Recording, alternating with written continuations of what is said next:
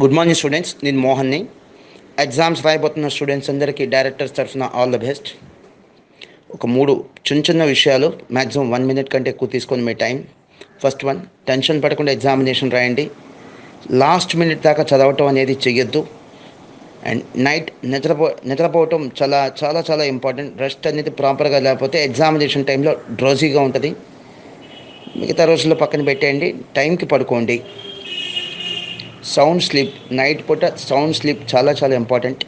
And చివరిగా important విషయం, 10 మార్కులు తక్కువ వచ్చినా పర్లా, మాకు స్టేట్ ఫస్ట్ ర్యాంక్ రాకపోయినా పర్లా, దయచేసి కాపీ కొట్టి మాత్రం ఎగ్జామినేషన్స్ రాయొద్దు. అటువంటి సక్సెస్ మీకు వద్దు, మాకు వద్దు. ప్రౌడ్గా ఫీల్ అవ్వండి. ఎవరో చూసి చప్పట్లు కొట్టపోయినా పర్లా, మీ క్యారెక్టర్ని చూసి మీరు మీ మనస్సాక్షి చప్పట్లు కొట్టుకుంటే చాలండి. మీ పేరెంట్స్ మేము చప్పట్లు కొడితే చాలు, బయట వాళ్ళు అక్కర్లేదండి. దయచేసి ఫెయిర్గా ఎగ్జామ్స్ రాయండి, హానెస్ట్గా ఎగ్జామ్స్ రాయండి. మాల్ ప్రాక్టీసెస్ వద్దు, తప్పు చెయ్యొద్దు.